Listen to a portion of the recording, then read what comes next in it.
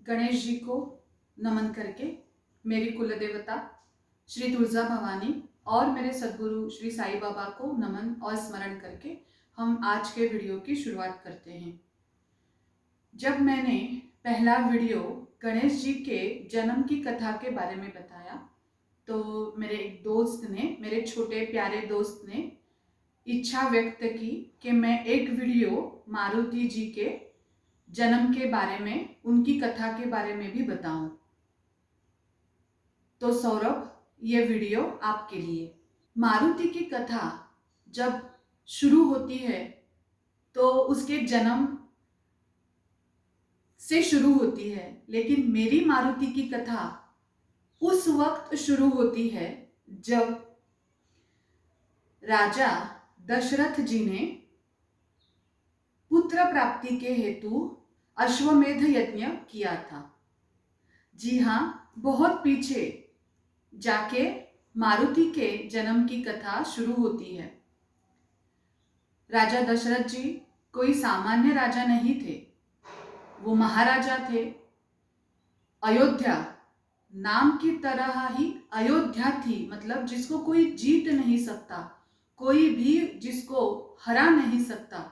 बहुत शक्तिशाली थी, बहुत संपन्न थी और महाराजा दशरथ भी बहुत श्रद्धावान थे और शिव जी के, भगवान विष्णु जी के बहुत बड़े भक्त थे। लेकिन जैसे कि हमको पता है, उनको पुत्र संतति नहीं थी, उनके राज्य को वारिस चाहिए था, इसके लिए उन्होंने अश्वमेध यज्ञ किया। उसी दौरान रावण अच्छे लोगों को, ऋषियों को बहुत तकलीफ देता था। वो जो राक्षस थे वो सबको बहुत तकलीफ देते थे। तो वो चर्चा वो वक्त में शुरू थी, मतलब जब अश्वमेध यज्ञ किया था उससे पहले ही, बहुत सालों पहले, बहुत हजारों सालों पहले ये चर्चा शुरू थी। तो हुआ यूं कि अश्वमेध यज्ञ किया। उस यज्ञ की खासियत ये थी कि वो यज्ञ के अग्नि में जब आहुति देते थे तो वो जिस भगवान को वो आहुति देते थे वो भगवान स्वयं प्रकट होते थे। तो आहुति देना शुरू किया तपस्वियों ने और एक भगवान आने लगे और उनके लिए बहुत ही सुंदर पेंडॉल बनाया था, तो वो उसी में विराजमान हो गए। जैसे कि हम न्योता देते हैं तो हमारे एक एक करीबी मान्यवर आते हैं और वो पेंडॉल में बैठते हैं, उसी प्रकार वो देवतागण भी आए और विराजमान हो गए। अंत में महाशक्तिशाली महादेव वो भी पधारे और भगवान श्री हरि विष्णु वो भी पधारे।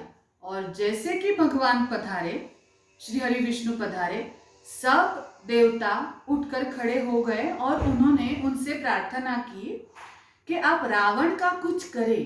तो शांत भाव से भगवान विष्णु ने कहा कि हाँ, मैं बिल्कुल करूँगा। इतने में ब्रह्मा जी भी आ गए और उन्होंने आगे ये भी बताया कि वो जो रावण है उसको मारने के लिए किसी मनुष्य योनि में जन्म लेना चाहिए, तो ही वो मर सकता है। मतलब ब्रह्मा जी ने बताया कि मैंने रावण को वरदान दिया है कि कोई भी देव या कोई भी राक्षस तुम्हारा वध नहीं कर सकता। उसने ये वरदान मुझसे लिया है, तो मैंने उसके लिए हाँ बोला है। ये जो वरदान पाने की इच्छा थी ना, रावण और विभीषण और शूर्पणखा और कुंभकर्ण, ये जो 4 भाई बहन थे, इन्होंने जो ब्रह्मा जी से वरदान प्राप्त किया उसकी भी एक बहुत अच्छी स्टोरी है, वो भी मैं आपको कभी बाद में बताऊंगी। वो बहुत सुनने के लिए अच्छी है। तो ब्रह्मा जी ने बताया कि रावण ने मुझसे ये वरदान लिया है, तो कोई राक्षस और कोई देव उनका वध नहीं कर पाएगा। वो पशु और वो मानव दोनों को रावण सामान्य समझता है, इसलिए उसने मुझसे वरदान में मानव का और पशु का जिक्र नहीं किया। तो ये तो बात बच गई है, तो कोई मानव ही उसको मृत्युदंड दे सकता है। तो उसके ऊपर भगवान विष्णु जी ने फिर से शांत भाव से कहा कि मैं मानव योनि में जन्म लूंगा और मैं उसका वध करूंगा। जब वक्त आएगा रावण जरूर मर जाएगा। इतना कह के फिर वो अदृश्य हो गए। तो फिर नीचे जो देवगण थे उनका भगवान महा उनका भगवान महादेव से और ब्रह्मा जी से फिर से वार्तालाप होने लगा। ब्रह्मा जी ने उनको बताया कि जब भगवान विष्णु मानव रूप में जन्म लेंगे तो उनकी सहायता के लिए, क्योंकि ये बहुत बड़ा कार्य है, उनकी सहायता के लिए हमें भी मानव या फिर पशु के रूप में जन्म लेना है। तो हर एक देवता ने अपने अपने अपने अपने रूप से एक अंश निर्माण किया। तो फिर हर किसी के शक्ति से मानव और पशु की, मतलब मानव के समान दिखने वाले वानर योनि की उत्पत्ति की।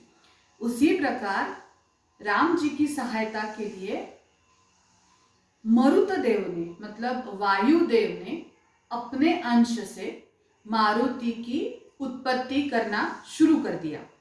और वानर केसरी जो राजा थे उनसे और माता अंजनी, मतलब मारुति की माता का नाम है अंजनी, उनके गर्भ से मारुति का जन्म हुआ। तो वायुदेव मतलब हवा, तो एक तो वो हवा की शक्ति से था और दूसरा वो खुद वानर योनि में जन्मे थे, तो अपने आप ही उनमें उड्डान करने की क्षमता बहुत बड़ी थी। अन्य वानरों की तुलना में उनमें ये शक्ति बहुत बड़ी थी। तो आगे के तो हमको पता है कि उनको भूख लगी थी, वो बहुत छोटे थे, पालने में थे, तो उनको भूख लगी और लगा कि सूरज एक फल है और वो उसको पाने के लिए बहुत ऊंचा उड़ गए। फिर उनकी रक्षा करने के लिए, मतलब सूरज की रक्षा करने के लिए इंद्र भगवान ने अपना वज्र चलाया। वो वज्र उनके हनूटी को लगा, तो हनूटी माने ठुड्डी, उसको हिंदी में बोलते हैं ठुड्डी, अंग्रेजी में बोलते हैं चिन। तो वो उनके यहाँ पे लगा और फिर वो मूर्छित हो गए। फिर वो सब बातें हमको पता है। और फिर मरुत देव आए, वो जो हनुमान से बहुत प्यार करते थे। उनकी कोख से हनुमान ने जन्म नहीं लिया था, लेकिन उनमें उनका अंश था, तो वो बहुत दुखी हो गए। तो धीरे धीरे फिर सब भगवान वहाँ पे इकट्ठा हुए। फिर ब्रह्मदेव ने मारुति के बारे में बताया और सूर्यदेव ने ये भी बताया कि आपको छोटे बच्चे के ऊपर वज्र नहीं चलाना चाहिए था, ऐसे इंद्रदेव को बताया। इंद्रदेव ने फिर माफी मांगी और हनुमान जी को ये वरदान दिया कि किसी भी अस्त्र से, ये बात आप याद रखिए क्योंकि आगे इसका उल्लेख आने वाला है, किसी भी अस्त्र की वजह से इसको, हनुमान को कभी भी तकलीफ नहीं हुई। और फिर हनुवटी को आघात होने के वजह से हनुमान जी का नाम, मतलब मारुति जी का नाम हनुमान पड़ा। तो वो वक्त जितने भी देवगण वहां पे थे, हर किसी ने हनुमान जी को एक एक शक्तियां दे दी। फिर हनुमान जी ठीक तो हो गए, बड़े हो गए। एक तो उनमें वायुदेव का अंश, उसमें फिर वो वानर कुल में पैदा हुए थे, तो वहाँ पे मस्ती मजाक करना ये तो उनका स्वभाव था।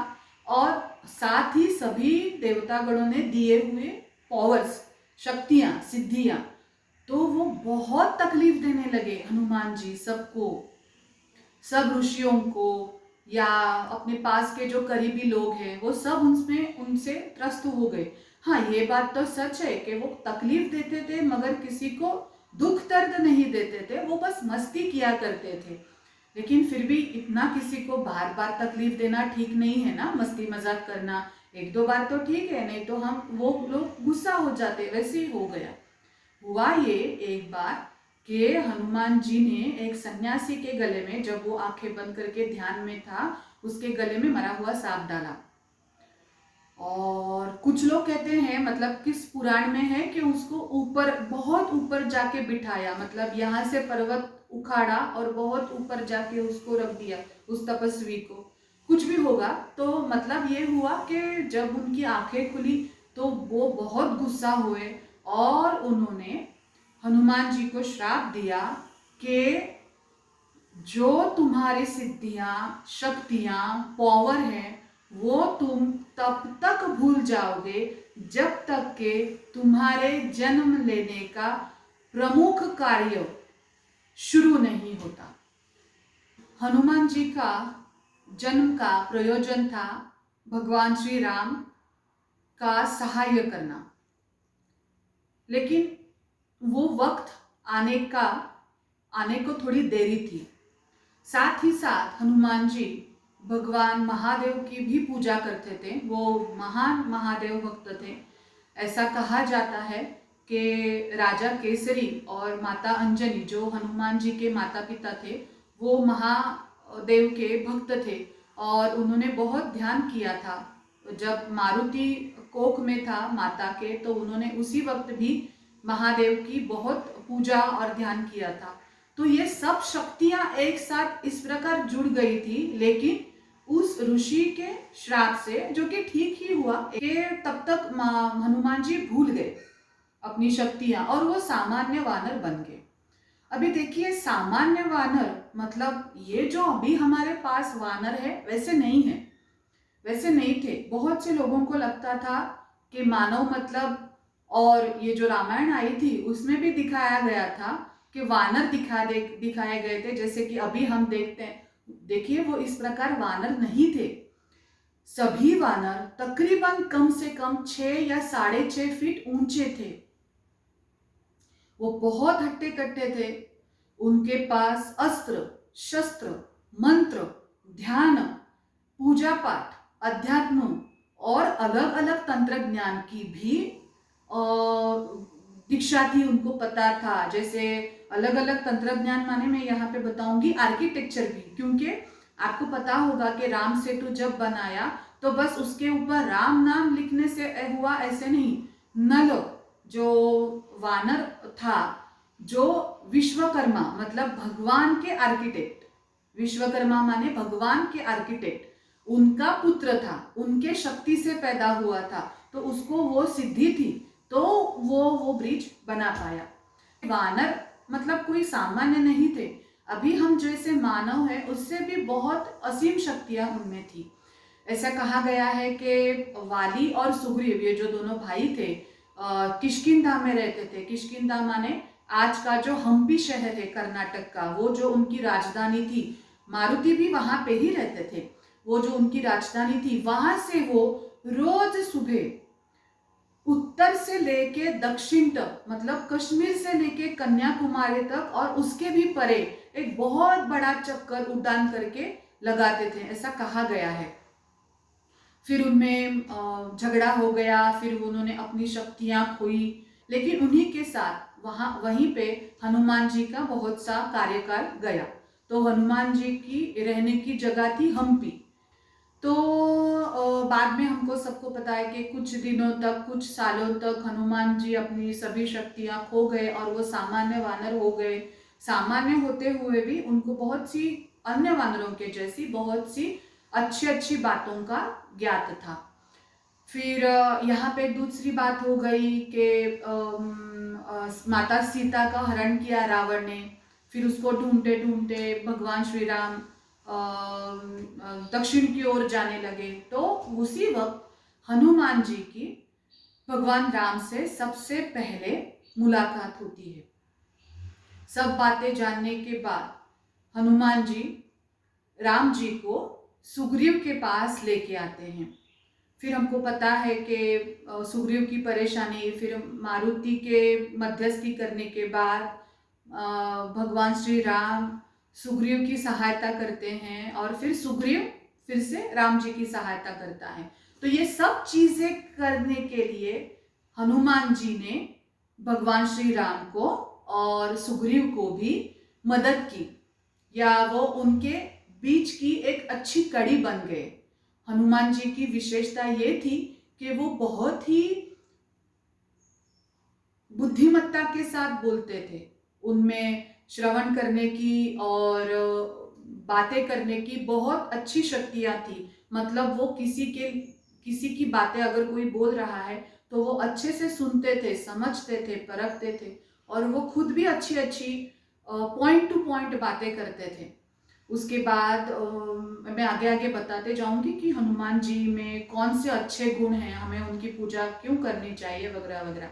एक तो बात यह है कि वो बहुत ही गठीली मतलब सक्षम शरीर के थे, और उनका आरोग्य बहुत ही अच्छा रहता था। दूसरे कुछ वानर तो कभी कभी बीमार पड़ते थे, लेकिन हनुमान जी कभी बीमार नहीं पड़ते थे। हनुमान जी राम जी से मिले तभी भी उनकी शक्तियां वापस नहीं आई थी। लेकिन जब सब वानर सब इकट्ठा मिलके उन्होंने तय किया कि माता सीता का शोध लेने के लिए हमको उनको समझ आया कि वो दक्षिण में श्रीलंका में चली गई है। वो भी उनको ज्ञात हुआ हर किसी की मदद से, क्योंकि भगवान श्री राम जो कि विष्णु के अवतार थे, लेकिन वो मानव रूप में थे, पूरी तरह से मानव योनि में थे। तो वो उनके पास कोई अतीन्द्रिय शक्ति नहीं थी कि वो आंखें मूंद करके अपने आप पता लगा ले। तकरीबन 3 साल, तकरीबन 3 से 3.5 साल तक भगवान श्री राम माता सीता को ढूंढते रहे। ठीक है, तो ये इसी वक्त भी मारुति को अपनी शक्तियों का पता नहीं चला था। लेकिन जब सबको पता चला कि शायद माता सीता रावण के यहाँ मतलब श्रीलंका में हैं, तो सब वानर मिलके सुग्रीव ने उनको, जो उनके महाराजा थे, उनको बताया कि आपको समुद्र को लांघ के दक्षिण में श्रीलंका में जाके आपको ढूंढना चाहिए। तो सब इकट्ठा हो गए थे, और वो एग्जैक्टली वो पॉइंट पे थे जहाँ पे अभी रामेश्वर का मंदिर है। जहाँ पे रामेश्वर का मंदिर है ना, एग्जैक्टली उसी पॉइंट पे वो सब बैठे थे। बहुत वानर थे, जाम्बवंत था जो कि अस्वल योनि में पैदा हुआ था, और वो बहुत तपस्वी था। जाम्बवंत जो दिखाया गया है, याद है हमने रामायण में देखा था कि उसके शरीर पे बहुत बाल है काले काले, और वो अस्वल है, और उसका मुंह ऐसे आगे है। तो वो बहुत शक्तिमान था, और थोड़ा बूढ़ा था, लेकिन उसमें बहुत बुद्धि थी, और वो एक प्रकार का गुरु ही था सब वानरों का। तो उसने बताया कि उन्होंने बताया कि ये लांघने के लिए हमसे कम हमें 100 योजन, माने अभी के 35 किलोमीटर्स एक स्टेप में जाना है। आपको रुकने के लिए कोई भी चांस नहीं मिलेगा। तो कौन करेगा ये? हर किसी ने अपनी अपनी क्षमता बताई। किसी ने बताया कि मैं 10 योजन जा सकता हूँ, किसी ने बताया कि मैं 20 योजन जा सकता हूँ। सबसे बड़ा जो था, शक्तिशाली था उड्डान के लिए, उसने कहा कि मैं 50 योजन मतलब तकरीबन मैं एक ही दम पे तकरीबन 12 या 15 किलोमीटर जा सकता हूँ। लेकिन 100 योजन, 100 योजन या फिर 35 किलोमीटर्स तो मेरे बस की बात है नहीं। ये सब जब वार्तालाप चालू था, तो उसी वक्त ये बहुत सोचने वाली या फिर अच्छी बात है सुनने वाली, कि वो समय भगवान राम की सहायता करने के लिए यहाँ से वहाँ कैसे जाए, इसके बारे में बहुत चर्चा हो रही थी। तो हमारे हनुमान जी शांति से रेत पे बैठे कुछ खेल रहे थे, कर रहे थे, लाइन बना रहे थे। मतलब उनका दृष्टिकोण ये था कि मैं ये तो कर ही नहीं सकता, क्योंकि उनको शक्तियां और सिद्धियां वो भूल चुके थे। तो वो बहुत शांति से बैठे थे, जैसे कि मैं एक सामान्य वानर हूँ, और मेरा तो मतलब इसमें इस चर्चा में भाग लेने का मेरा कोई प्रयोग ही नहीं है। मेरा इसमें कुछ काम ही नहीं है। इतने में जाम्बवत जो हनुमान जी को देख रहे थे, वो हनुमान जी के पास आए, और उन्होंने उसके कंधे पे हाथ रखा और बताया, तुम प्रयास करोगे? उन्होंने हनुमान जी से पूछा कि तुम प्रयास करोगे, देख लो। तो हनुमान जी बोले हाँ, लेकिन मैं क्या करूँगा? तो उन्होंने कहा कि प्रयत्न तो करो, उठ खड़े हो जाओ और सोचो कि तुम बड़े हो रहे हो। क्योंकि जाम्बवंत जी को पता था कि हनुमान की असीम शक्तियां, जो कि वो अभी भूले हैं, वो क्या है। वो 100 क्या, वो तो 200,000 योजन भी छलांग लगा सकता है। और ऐसा ही हुआ बाद में भी। तो उनके कहने पर, हनुमान जी उनको गुरु मानते थे, तो उनके कहने पर उन्होंने कहा कि ठीक है, मैं ट्राई करता हूँ। और भगवान राम जी के भक्त बन चुके थे, उनका जन्म ही था उनके लिए। उन्होंने प्रणाम किया और बोले जय श्री राम। और ऐसा करने के बाद उनकी फिर अचानक सभी शक्तियां वापस आ गई। ये है राम नाम का महिमा, ये राम नाम का महिमा है।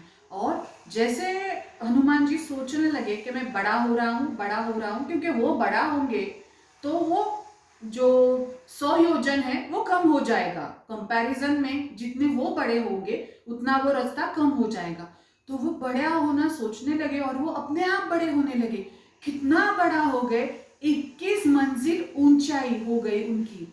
इस 21 मंजिल मतलब हम सोचेंगे तो 210 फीट कम से कम, तो इतनी ऊंचाई उसकी हो गई। और वो बोले कि अभी मैं छलांग लगा सकता हूँ, और उन्होंने छलांग लगाई और वो कुछ ही मिनट में लंका में पहुंच गए।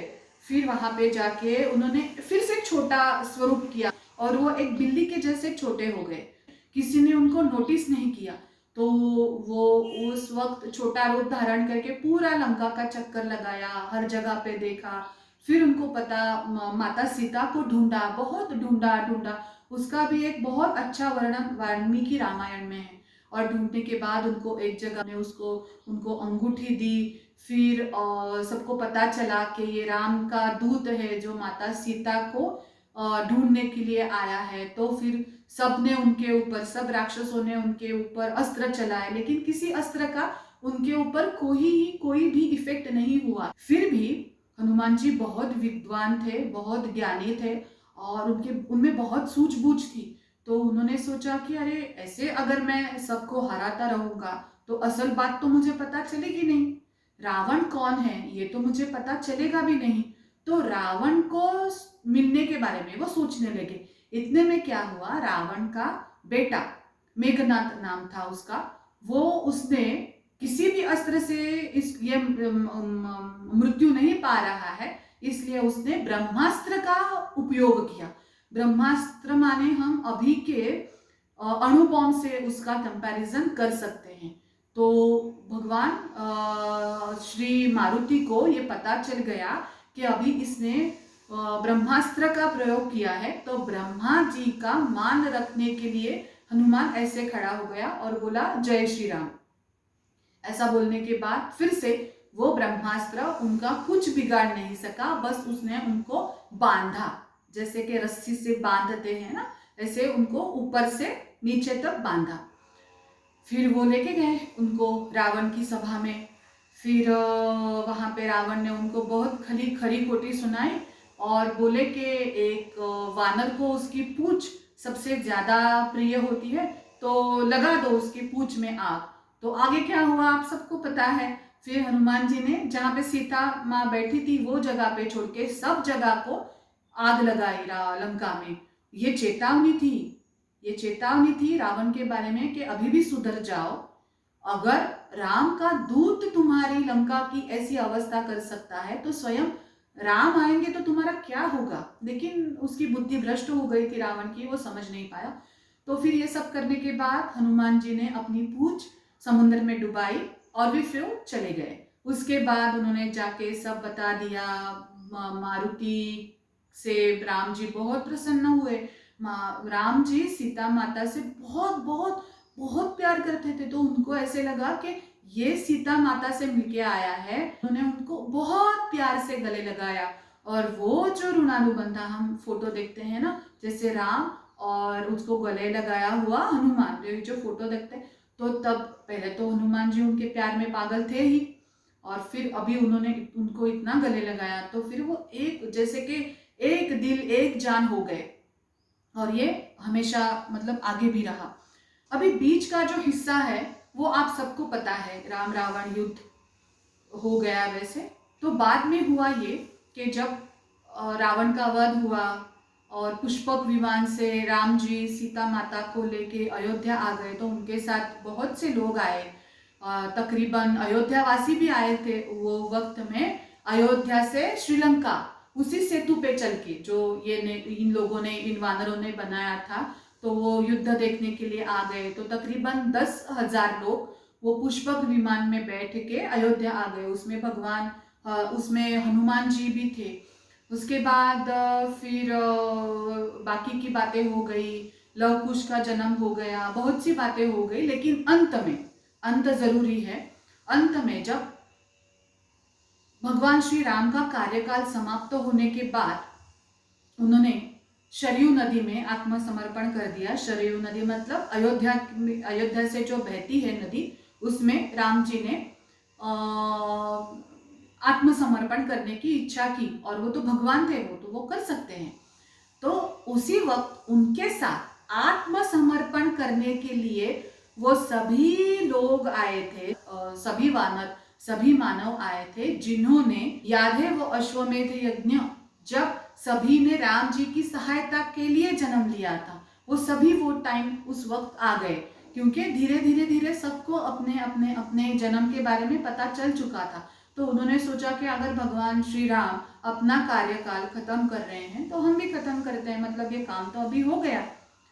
तो सभी, मतलब कौन कौन, सुग्रीव था उनमें, विभीषण था, हनुमान जी तो थे ही, बहुत से ऐसे लोग थे, राम जी के बंधु शत्रुघ्न और भरत जी वो भी थे, क्योंकि लक्ष्मण जी ने राम जी के पहले ही आत्मसमर्पण किया था उसी सरयू नदी में। तो ये सभी थे। तो सबको साथ लेके हजारों वानर राम जी के साथ चले गए। बस दो पीछे रह गए। वो दो लोग थे, लंकाधिपति राजा विभीषण और हमारे प्यारे हनुमान जी। इन दोनों को राम जी ने बताया कि तुम पैदा ही हुए हो भगवान के नाम का पुनरुच्चारण करने के लिए, भगवान की कथा कहने के लिए, मेरे नाम का प्रचार और प्रसार करने के लिए। तो अभी तो तुम्हारी मृत्यु है ही नहीं। और आगे जाके राम जी उनको कहते हैं कि तुमको कल्पांत तक मोक्ष नहीं है। कल्पांत तक माने ब्रह्मा जी की सोने का एक दिन और जागने का एक दिन, मतलब ब्रह्मा जी के कुल मिला के 2 दिन, एक हो गई सुबह, एक हो गई रात। अभी ऐसे माना जाता है कि उनकी रात्रि का समय चालू है, इसलिए वो सो रहे हैं। इसीलिए इसी काल में, मतलब कलयुग में, ब्रह्मा जी की पूजा नहीं की जाती, क्योंकि वो सोए हुए हैं। इसीलिए ब्रह्मा के मंदिर भी ये कार्यकाल में, इस कलयुग में कम है, बहुत कम है।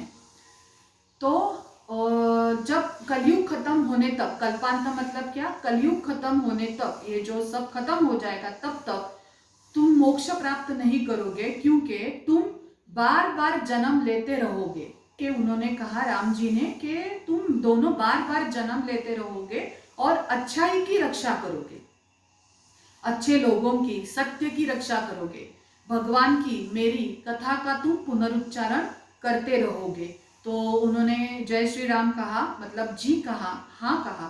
फिर राम जी ने उनको आशीर्वाद दिया और तथास्तु कह के वो आत्मसमर्पण के लिए सरयू नदी में प्रविष्ट हो गए। तो इसी प्रकार राम जी का कार्यकाल खत्म हो गया। हनुमान जी आज भी जिंदा है, ऐसा एक मिसअंडरस्टैंडिंग, एक गलत सुझाव दुनिया में फैल गया। राम जी ने ये नहीं कहा कि तुम हमेशा जिंदा रहोगे, उन्होंने कहा कि तुमको मोक्ष नहीं है, तुम्हारा काम चालू रहेगा, मतलब तुम जन्म दर जन्म लेते रहोगे और मेरे गुणगान करते रहोगे। लेकिन ये सोचना गलत है कि हनुमान जी किसी पर्वत पे, किसी गुफा में हैं और फिर ये उनकी फोटो है, ऐसी फोटो आ गई है। और आपने देखा होगा कि उसमें जो स्वरूप है वो एक बंदर का स्वरूप है, एक वानर का स्वरूप है। ये तो हनुमान जी का स्वरूप नहीं था। तो ये गलत फोटो है जो लोगों के मन में एक तो गलत इंफॉर्मेशन देती है और गलत भाव देती है। और फिर कोई ढूंढने के लिए चला गया फिर से हिमालय में, तो ये तो ठीक नहीं होगा ना, क्योंकि उसको लगेगा हनुमान जी जिंदा है। तो देखिए, हनुमान जी जिंदा है ऐसे हम नहीं कह सकते, और उनको आंखें बंद करके खोजा जाएगा, खोज सकते हैं, ना कि उनको उठ के हिमालय में जाके खोजना चाहिए, क्योंकि जब वो गलत फोटो आ गई सामने, बहुत से ऐसे लोग थे वो जो इनको ढूंढने के लिए हिमालय चले गए, और कुछ के तो मतलब एक्सीडेंट हो गया किसी का, क्योंकि वो इतनी सिंपल जगह नहीं है। तो हमको गलतफहमियां नहीं पालनी चाहिए। मैं उसके आगे आपको आज बताने वाली हूँ। उसके बाद मतलब भगवान श्री राम के आशीर्वाद के बाद मारुति जी का, हनुमान जी का फिर से जन्म हो गया, और मेरे अभ्यास के अनुसार वो जन्म था रामदास स्वामी जी का। जी हाँ, मेरे अभ्यास के अनुसार रामदास स्वामी ही पिछले जन्म में भगवान मारुति थे। उनकी जो जीवन शैली थी, उनका जो स्वभाव था, उनकी जो शक्तियां थी, वो सभी उसी प्रकार से थी। बस मारुति जी हवा में उड़ते थे। कलयुग में कोई हवा में नहीं उड़ सकता, ऐसे कहा गया है। इसलिए वो बाकी के लोगों के तुलना में बहुत तेज दौड़ते थे या तेज चलते थे। रामदास स्वामी का गठीला सुबक शरीर, वो कभी बीमार भी नहीं पड़ते थे। बहुत अंत में वो थोड़े से बीमार पड़े थे। और उनकी बुद्धिमत्ता, ये सभी बातें हनुमान जी से काफी मिलती जुलती है। वो दूर तक पैदल चलते थे। उनको पर्वत पे रहना, गुफा में अकेले शांति से रहना, एकांत में रहने की जो इच्छा थी, वो भी हनुमान जी से काफी मिलती जुलती थी। हनुमान जी की भी शादी नहीं हुई थी, रामदास जी की भी शादी नहीं हुई थी। जी हाँ, कुछ लोग बताते हैं कि हनुमान जी की शादी हो गई थी, कुछ फोटो दिखाते हैं, तो वो गलत है। हनुमान जी की कभी भी बिल्कुल शादी नहीं हुई थी। और सबसे बड़ी बात है कि उनका नाम रामदास था, राम का दास। उन्होंने राम नाम का ही प्रसार किया, जैसे कि राम जी ने कहा था। इसका मतलब ये नहीं कि हनुमान जी की पूजा ना करे, रामदास स्वामी जी की पूजा करे, ऐसे नहीं है। क्योंकि विश्व में, ब्रह्मांड में मारुति जी की जो असीम शक्तियां हैं, वो किसी जगह पे इकट्ठा तो है ही। मारुति जी अभी भी है, लेकिन उनका शरीर ना खोजे, उनको शरीर रूप से, भौतिक रूप से खोजने का प्रयास ना करे, नहीं तो फिर ये अंधश्रद्धा हो गई। असल जो बात है, असल जो शास्त्र है, वो हमें जान लेना चाहिए। रामदास स्वामी जी ने जो मारुति स्तोत्र बनाया, वो बहुत शक्तिशाली है। उस स्तोत्र का भीमरूपी महारुद्रा वज्र हनुमान मारुति, ये जो है उसको पाठ करे, तो ये फिर दोनों ऊर्जा हम जोड़ लेंगे एक साथ। मूल रूप से जो मारुति जी की है, और अभी दूसरा जन्म लेने के बाद स्वामी रामदास जी की है, वो दोनों शक्तियां हम जोड़ देंगे। हमको ये सोचना चाहिए, जानना चाहिए कि मारुति जी जो दिखते थे वो सामान्य बंदर की तरह नहीं दिखते थे। तो बस वो पूरी तरीके से एक इंसान की जैसे ही दिखते हैं। बस उनको पूंछ थी, और उनके जो होठ है, उनके जो ये पोर्शन है, वो थोड़ा सा वानर के जैसा था, मतलब थोड़ा फुला हुआ था, थोड़ा सा फुला हुआ था। तो बस ये दो बातें छोड़ के वो बिल्कुल एक शक्तिशाली पुरुष के जैसे ही दिखते हैं। वो इतना बड़ा उड्डान करते हैं, जैसे कि मानो हवा तो छोड़िए, जैसे कि बिजली कड़क गई, और वो बहुत तेजी से with in a fraction of second वो पश्चिम से पूर्व की ओर, या फिर तकरीबन 10,000 किलोमीटर वो एक सेकेंड में जा सकते हैं। उतना उनका स्पीड है। मारुति जी तो बहुत धार्मिक थे ही, उनको पूजा पाठ में बहुत रुचि थी। वो हमेशा सत्य भाषण करते थे, सत्य बोलते थे। तुलसी रामायण में ऐसे बताया गया है कि माता सीता ने खुश होकर मारुति जी को एक गले की एक माला दी पहनने के लिए। बाद में देखा गया तो वो मारुति जी उसको तोड़ रहे थे, तो माता सीता दुखी हो गई, और उन्होंने कहा कि आप ऐसे क्यों तोड़ रहे हो? तो उन्होंने कहा इसमें राम है ही नहीं। तो देखिए, ऐसे कुछ नहीं हुआ था। ये बस रामायण को थोड़ा और एनहांस करने के लिए, रामायण को थोड़ा और अलौकिक बनाने के लिए, या फिर उसमें स्पेशल इफेक्ट्स डालने के लिए ये कुछ बातें बताई गई। क्योंकि कुछ लोग पूछते हैं कि अगर हनुमान जी इतने शक्तिशाली थे, इतने बुद्धिमान थे, तो ये ऐसा व्यवहार वो कैसे करेंगे? वो किसी मणि में भगवान श्री राम को कैसे खोजेंगे? जी हाँ, बिल्कुल सही बात है। तो गलतफहमी दूर करने की मैं कोशिश कर रही हूँ कि ऐसा कुछ नहीं हुआ था। उन्होंने सीता माता ने उनको माला दी थी और उन्होंने प्यार से परिधान भी की थी, लेकिन उनमें ऐसी कोई भी दांतों से मोती तोड़ना या फिर कहीं पे भी राम ढूंढते रहना, ऐसी चेष्टा, ऐसा प्रयास वो नहीं करते थे। वो बहुत बुद्धिमान थे और भगवान श्री राम उनके अंदर थे, ऐसा वो मानते थे। मारुति जी को बहुत अच्छा विवेक था, कब क्या बोलना चाहिए, कब क्या नहीं बोलना चाहिए।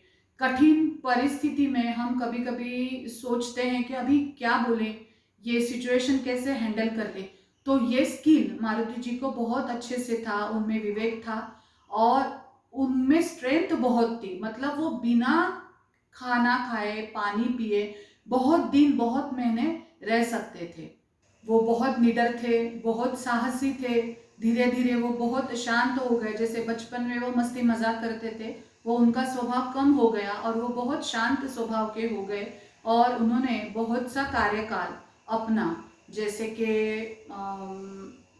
भगवान श्री राम ने अयोध्या का कार्यकाल संभाला, वो महाराजा बन गए और उसके बाद वो हनुमान जी को साथ उन्होंने कुछ महीनों तक रखा। उसके बाद हनुमान जी फिर एकांत में चले गए। कुछ दिन वो किष्किंधा में, मतलब आज के हम्पी में रुके रहे, लेकिन फिर बाद में वो एकांतवास में चले गए। फिर अंत में हनुमान जी के साथ कोई नहीं था, या फिर किसी को ये पता नहीं कि हनुमान जी का अंत किस प्रकार हो गया।